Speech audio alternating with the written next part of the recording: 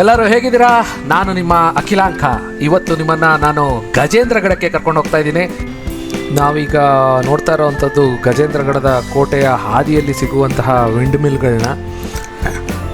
ಗಜೇಂದ್ರಗಡ ಕೋಟೆಗೆ ಹೋಗೋದಕ್ಕೆ ಎರಡು ದಾರಿಗಳಿದ್ದಾವೆ. ಒಂದು, ನಾವು ಗಜೇಂದ್ರಗಡ ಊರಿನ ಮಧ್ಯದಲ್ಲೇ ಹೋಗಿ ಅಲ್ಲಿಂದ ಒಂದು ಮೆಟ್ಟಿಲುಗಳ ಮೂಲಕ ಮೇಲೆ ತಲುಪುವಂಥದ್ದು. ಮತ್ತೊಂದು, ಹಿಂಬದಿಯಿಂದ ಕಾಲಕಾಲೇಶ್ವರ ದೇವಾಲಯದ ಮುಂಬದಿಯಿಂದ ಸಾಗುವಂಥ ಒಂದು ರಸ್ತೆಯಲ್ಲಿ ಬೆಟ್ಟಕಾಡು ಪ್ರದೇಶಗಳಲ್ಲಿ ಬಂದು ಒಂದು ಅಷ್ಟು ದೂರ ನಾವು ಬೆಟ್ಟಗಳ ಮೇಲೆ ಚಲಿಸಿದ ನಂತರ ಸಿಗುವಂತಹ ರಸ್ತೆ.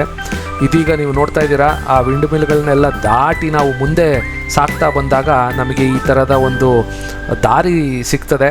ಅಲ್ಲಿ ಮಣ್ಣಿನ ದಾರಿ ಅಂತಲೇ ಹೇಳ್ಬೋದು. ಆ ಮಣ್ಣಿನ ದಾರಿ ಹೇಗಿದೆಯೋ ಹಾಗೆ ನಾವು ಸಾಕ್ತಾ ಹೋದರೆ ನಮಗೆ ಆ ಬೆಟ್ಟದ ತುದಿಯಲ್ಲಿರುವಂತಹ ಕೋಟೆಗೆ ದಾರಿ ಸಿಗ್ತಾ ಹೋಗುತ್ತೆ. ಇದೀಗ ನೀವು ನೋಡ್ತಾ ಇದ್ದೀರಾ, ಅಲ್ಲಿ ತುದಿಯಲ್ಲಿ ಕೋಟೆ ಮೇಲಿನ ಧ್ವಜ ನಿಮ್ಮ ಕಣ್ಣಿಗೆ ಕಾಣಿಸ್ತಾ ಇದೆ. ಈ ಗಜೇಂದ್ರಗಡ ಕೋಟೆಗೆ ಬಹಳಷ್ಟು ಇತಿಹಾಸ ಇದೆ. ಆ ಇತಿಹಾಸದ ಪುಟಗಳನ್ನು ತೆಗೆದು ನೋಡಿದ್ರೆ ನಮಗೆ ಬಹಳಷ್ಟು ಮಾಹಿತಿ ಸಿಗ್ತದೆ ಈ ಕೋಟೆಯ ಬಗ್ಗೆ. ಗಜೇಂದ್ರಗಡ ಕೋಟೆ ಅಥವಾ ಗಜೇಂದ್ರಗಡ ಸ್ಥಳ ಬಂದು ಬಾದಾಮಿ ಚಾಲುಕ್ಯರು ಮತ್ತು ಪಶ್ಚಿಮ ಚಾಲುಕ್ಯರಿಗೆ ಸಂಬಂಧಿಸಿದ ಐತಿಹಾಸಿಕ ಸ್ಥಳಗಳನ್ನು ಸುತ್ತುವರೆದಿದೆ ಅಂತಲೇ ಹೇಳ್ಬೋದು. ಪ್ರಾಯಶಃ ಇದು ಒಂದು ಕೇಂದ್ರ ಅಥವಾ ಬಹುಮುಖ್ಯವಾದ ಕೇಂದ್ರವಾಗಿತ್ತು ಆಗಿನ ಕಾಲದಲ್ಲಿ. ತದನಂತರ ಕಾಲಾನುಕಾಲ ಕಳೆದಂತೆ ಗಜೇಂದ್ರಗಡ ಕೋಟೆ ತನ್ನದೇ ಆದ ಪ್ರಾಮುಖ್ಯತೆಯನ್ನು ಹೊಂದುತ್ತಾ ಹೋಗ್ತು. ಯಾವಾಗ ಮರಾಠರ ಒಂದು ಆಡಳಿತ ಬಂತು, ಇದಕ್ಕೆ ತನ್ನದೇ ಆದ ಒಂದು ವಿಶಿಷ್ಟತೆ ಬಂತು. ಇದೀಗ ನೀವು ನೋಡ್ತಾ ಇದ್ದೀರಾ, ಗಾರೆ, ಸುಣ್ಣದ ಮತ್ತು ಬೆಲ್ಲದ ಗಾರೆಯಿಂದ ಕಟ್ಟಿರುವಂಥ ಬಸವದ ಪುತ್ಥಳಿಯನ್ನು ನೀವಿಲ್ಲಿ ನೋಡಿದ್ರಿ. ಇದೀಗಿಲ್ಲಿ ನೀವು ನೋಡ್ತಾ ಇರುವಂಥದ್ದು ಬತ್ತಿ ಹೋಗಿರುವಂತಹ ಒಂದು ಕಲ್ಯಾಣಿ. ಪ್ರಾಯಶಃ ಮೇಲ್ಗಡೆ ಕೋಟೆಯಲ್ಲಿ ನೀರಿನ ಸಂಗ್ರಹಕ್ಕಾಗಿ ಮಾಡಿದಂತಹ ಈ ಬೃಹದಾಕಾರದ ತೊಟ್ಟಿ ಅಥವಾ ಒಂದು ನೀರನ್ನು ಶೇಖರಣೆ ಮಾಡುವಂತಹ ಜಾಗ ಅಂತ ಹೇಳ್ಬೋದು. ಹಾಗೆ ನಾವು ಮುಂದಕ್ಕೆ ಸಾಕ್ತಾ ಹೋದರೆ ಇಲ್ಲಿ ನೋಡ್ತಾ ಇದ್ದೀರಾ, ಕೋಟೆಗಳೆಲ್ಲ ಪಾಳು ಬಿದ್ದು ಒಂದು ಅವಶೇಷಗಳ ರೀತಿಯಲ್ಲಿ ನಮಗೆ ಕಾಣಸಿಗುತ್ತೆ. ಇದನ್ನು ಯಾಕೆ ಪುರಾತತ್ವ ಇಲಾಖೆಯವರು ಸಂರಕ್ಷಣೆ ಮಾಡಿ ಇದನ್ನು ಒಂದು ಕಾಯಕಲ್ಪ ಕೊಟ್ಟು ಇದನ್ನು ಒಂದು ಸುಂದರ ರೂಪ ಕೊಟ್ಟು ಇಲ್ಲಿ ಪ್ರವಾಸಿಗರಿಗೆ ಬರೋದಕ್ಕೆ ಒಂದು ಅನುಕೂಲ ಮಾಡಿಕೊಟ್ಟಿದ್ರೆ ಇನ್ನೂ ಚೆನ್ನಾಗಿರ್ತಿತ್ತು ಅಂತ ಅನಿಸುತ್ತೆ. ಇದೀಗ ನೀವು ನೋಡ್ತಾ ಇದ್ದೀರಾ, ಒಂದು ಹೆಬ್ಬಾಗಿಲು. ಆ ಹೆಬ್ಬಾಗಿಲಿನ ಛಾವಣಿಯನ್ನು ತಡೆಯೋದಕ್ಕೆ ಅಂತ ಎರಡು ಕಂಬಗಳನ್ನು ಇಲ್ಲಿ ನೆಟ್ಟಿದ್ದಾರೆ. ಅದು ನಮಗೆ ಇಲ್ಲಿ ಕಾಣಸಿಗುವಂತಹ ಒಂದು ಸಣ್ಣ ಪುಟ್ಟ ಉಳಿದಿರುವಂತಹ ಕೋಟೆಯ ಕುರುಹುಗಳು ಅಂತಲೇ ಹೇಳಬೇಕು. ಹಾಗೆ ಇಲ್ಲಿ ಕಾವಲು ಗೋಪುರಗಳನ್ನು ವಿಶಿಷ್ಟವಾಗಿ ಕಟ್ಟಿರ್ತಾರೆ. ಆ ಕಾವಲು ಗೋಪುರಗಳಿಂದ ನಾವು ಹಾಗೆ ನೋಡ್ತಾ ಹೋದರೆ ಇಲ್ಲಿ ನಮಗೆ ಒಂದು ಗಜೇಂದ್ರಗಡದ ವಿಹಂಗಮವಾದ ದೃಶ್ಯ ಕಾಣ್ತಾ ಇದೆ. ನೋಡಿ, ಬಹಳಷ್ಟು ದೂರದ ತನಕ ನಮಗೆ ಯಾವುದೇ ಶತ್ರುಗಳು ಬಂದರೂ ಸಹ ನಿಗ್ರಹಿಸುವಂತಹ ಒಂದು ಸ್ಥಳ ಅಂತಲೇ ಹೇಳ್ಬೋದು. ಹಾಗೆ ಇಲ್ಲಿ ನೀವು ನೋಡಬೇಕಾದಂಥ ಮತ್ತೊಂದಷ್ಟು ವಿಚಾರಗಳೇನಪ್ಪ ಅಂದರೆ, ಮುಂದೆ ಹೋದರೆ ಒಂದಷ್ಟು ದೇವಾಲಯ ಮತ್ತು ಕೋಣೆಗಳು, ಸೈನಿಕರಿಗೆ ವಾಸವಿರೋಕ್ಕೆ ಬೇಕಾದಂತಹ ಕೆಲವೊಂದಷ್ಟು ರೀತಿಯ ಸೌಕರ್ಯಗಳನ್ನು ಇಲ್ಲಿ ಮಾಡಿಕೊಡಲಾಗಿದೆ. ಇದೀಗ ನಾವು ನಮ್ಮ ಮುಂದೆ ನೋಡ್ತಾ ಇರೋವಂಥದ್ದು ಕಾವಲು ಗೋಪುರ ಅಥವಾ ವೀಕ್ಷಣಾ ಗೋಪುರ ಅಂತಲೇ ಹೇಳ್ಬೋದು. ನೋಡಿ, ಅತ್ಯದ್ಭುತವಾಗಿ ಆಗಿನ ಕಾಲದಲ್ಲಿ ಕಟ್ಟಿದ್ದಾರೆ. ತದನಂತರ ಇದನ್ನು ನವೀಕರಣ ಮಾಡಿದ್ದು ಶಿವಾಜಿ ಮಹಾರಾಜರ ಕಾಲದಲ್ಲಿ ಅಂತ ಇತಿಹಾಸ ಹೇಳ್ತದೆ. ಇದರ ಒಳಗಡೆ ಹೋಗಿ ಇಲ್ಲಿ ನೋಡಿ ಎಷ್ಟು ಅದ್ಭುತವಾಗಿ ಕೆತ್ತಿದ್ದಾರೆ. ಆ ಕಡೆ ಈ ಕಡೆ ಸಿಂಹದ ಕೆತ್ತನೆ ಮಾಡಿ ಸುತ್ತಲೂ ಈ ಕೋಟೆಗೆ ಅಲ್ಲಿ ನೋಡಿ, ಆ ಎಂಟ್ರೆನ್ಸ್, ಆ ಮೆಟ್ಟಿಲುಗಳನ್ನು ಹತ್ಕೊಂಡು ಗಜೇಂದ್ರಗಡದ ಕಡೆಯಿಂದ ಬಂದರೆ ಆ ಒಂದು ಎಂಟ್ರೆನ್ಸಲ್ಲಿ ಏನೇನು ಕಾಣುತ್ತೆ ಅನ್ನೋದನ್ನು ಈ ಒಂದು ಜಾಗದಿಂದ ವೀಕ್ಷಣೆ ಮಾಡ್ಬೋದು. ಹಾಗೆ ಇಡೀ ಗಜೇಂದ್ರಗಡದ ಒಂದು ಸ್ಥಳವನ್ನು ಇಲ್ಲಿಂದ ತುಂಬ ಅದ್ಭುತವಾಗಿ ವೀಕ್ಷಣೆ ಮಾಡಿ ದೂರದ ತನಕ ಒಂದು ನಮಗೆ ಕಾಣುವಂತಹ ಜಾಗ ಮತ್ತು ಕಾವಲುಗಾರರು ಇಲ್ಲಿ ನಿಂತು ನೋಡಬಹುದಂತಹ ಸ್ಥಳ ಅಂತಲೇ ಹೇಳ್ಬೋದು.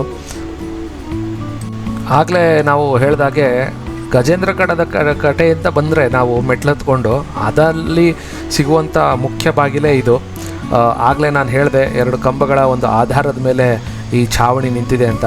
ಹಾಗೆ ಅದನ್ನು ಹಾದು ಮುಂದಕ್ಕೆ ನಾವು ಸಾಗಿದ್ರೆ ಗಜೇಂದ್ರಗಡದ ತಳಭಾಗದಿಂದ ಈ ಕೋಟೆಯ ಹತ್ತಿರ ಹತ್ತಿಕೊಂಡು ಬರೋದಕ್ಕೆ ಒಂದು ಮೆಟ್ಟಿಲುಗಳನ್ನು ಮಾಡಿರುವಂತಹ ಒಂದು ದೃಶ್ಯವನ್ನು ನಾವು ನೋಡ್ಬೋದು. ಅಲ್ಲಿ ನೋಡಿ, ಅಲ್ಲಿ ಗಜೇಂದ್ರಗಡ ಊರಿದೆ. ಅಲ್ಲಿಂದ ಕೆಳಗಡೆಯಿಂದ ಈ ಕೋಟೆಗೆ ಹತ್ತಿ ಬರೋದಕ್ಕೆ ಮಾಡಿರುವಂತಹ ಒಂದು ಮೆಟ್ಟಿಲುಗಳನ್ನು ನಾವಿಲ್ಲಿ ಕಾಣ್ತಾ ಇದ್ದೇವೆ.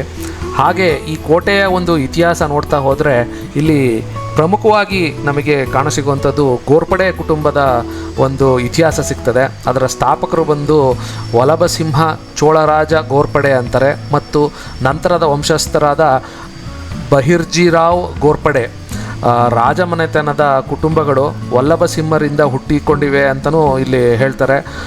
ಇವರು ಸೊಂಡೂರಿನ ಮುಖ್ಯಸ್ಥರು ಚೋಳರಾಜನ 3ನೇ ಮಗನಿಂದ ಬಂದವರು ಅಂತಲೂ ಇತಿಹಾಸ ಹೇಳ್ತದೆ.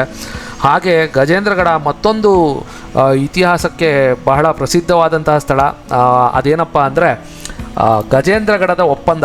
ಆ ಒಪ್ಪಂದ ಯಾರ್ಯಾರ ನಡುವೆ ನಡೆದಿತ್ತಪ್ಪ ಅಂದರೆ 2ನೇ ಮೈಸೂರು ಯುದ್ಧದ ನಂತರ ಟಿಪ್ಪು ಸುಲ್ತಾನು ಮರಾಠರು ಮತ್ತು ನಿಜಾಮರೊಂದಿಗೆ ಒಂದು ಸಶಸ್ತ್ರ ಸಂಘರ್ಷದಲ್ಲಿ ತೊಡಗಬೇಕಾಗುತ್ತೆ. ಆವಾಗ ನಡೆದಂತಹ ಈ ಒಂದು ಒಪ್ಪಂದ ಸುಮಾರು 1786-87 ಅವಧಿಯಲ್ಲಿ ಈ ಒಂದು ಒಪ್ಪಂದ ನಡೆಯುತ್ತೆ.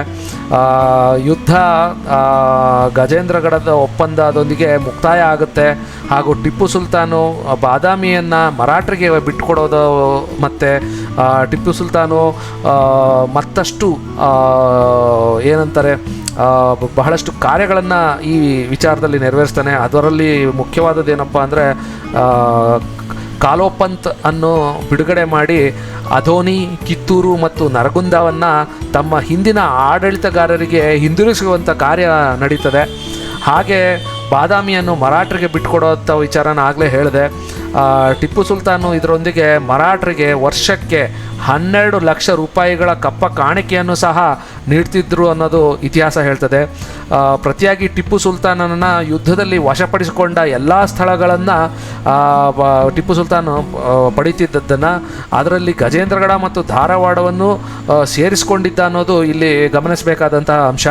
ಟಿಪ್ಪುವನ್ನು ಮರಾಠರು ನವಾಬ್ ಟಿಪ್ಪು ಸುಲ್ತಾನ್ ಫುಟೈಹ್ ಅಲಿ ಖಾನ್ ಎಂಬ ಗೌರವದಿಂದ ಬಿರುದನ್ನು ಕೊಟ್ಟಿದ್ರು ಅನ್ನೋದು ಇಲ್ಲಿ ಒಂದು ಮುಖ್ಯವಾದ ಅಂಶ ಆಗ್ತದೆ. ಮತ್ತೊಮ್ಮೆ ಅದನ್ನು ನಾನು ಹೇಳ್ತೇನೆ. ನವಾಬ್ ಟಿಪ್ಪು ಸುಲ್ತಾನ್ ಫುಟೇ ಅಲಿ ಖಾನ್ ಎಂಬ ಬಿರುದನ್ನು ಟಿಪ್ಪುವಿಗೆ ಕೊಟ್ಟು ಗೌರವಿಸಲಾಯಿತು. ಹಾಗೆ ಗಜೇಂದ್ರಗಡದ ಒಪ್ಪಂದ ನಡೆಯಿತು ಇಲ್ಲಿ ಅನ್ನೋದು ಇತಿಹಾಸದ ಪುಟಗಳಲ್ಲಿ ನಮೂದಿಸಲಾಗಿದೆ. ಹಾಗೆ ನಾವು ಮುಂದೆ ಸಾಗ್ತಾ ಹೋದರೆ ಈಗ ನೀವು ನೋಡ್ತಾ ಇರೋ ಹಾಗೆ ಬಹಳಷ್ಟು ಪಾಳು ಬಿದ್ದಂತಹ ಕೋಟೆಯ ಗೋಡೆಗಳು ಹಾಗೂ ಕೋಣೆಗಳು ಮತ್ತು ಇನ್ನಿತರ ಕೆಲಸ ಕಾರ್ಯಗಳಿಗೆ ಅಂತ ಇದ್ದಂತಹ ಸ್ಥಳ. ನೀವು ನೋಡ್ತಾ ಇದ್ದೀರಾ ಸೂರ್ಯಾಸ್ತ, ಅದ್ಭುತವಾದ ದೃಶ್ಯ ಇಲ್ಲಿಂದ ಸಿಗ್ತದೆ. ಹಾಗೆ ಮುಂದೆ ಹೋದರೆ ನಾನು ಆವಾಗಲೇ ಹೇಳ್ದಂಗೆ ನೋಡಿ, ದೇವಸ್ಥಾನದ ಮುಂದೆ ಇರುವಂಥ ಮಾನಸ್ತಂಭ ಹಾಗೂ ಗರ್ಭಗುಡಿ ಇವೆರಡು ಮಾತ್ರ ಉಳಿದಿದೆ. ಮಿಕ್ಕಿದ್ದೆಲ್ಲ ಒಂದು ವಿಚಾರಗಳು ಇಲ್ಲಿ ನೋಡ್ತಾ ಇದ್ದರೆ ನಾಮಾವಿಶೇಷವಾಗಿದೆ.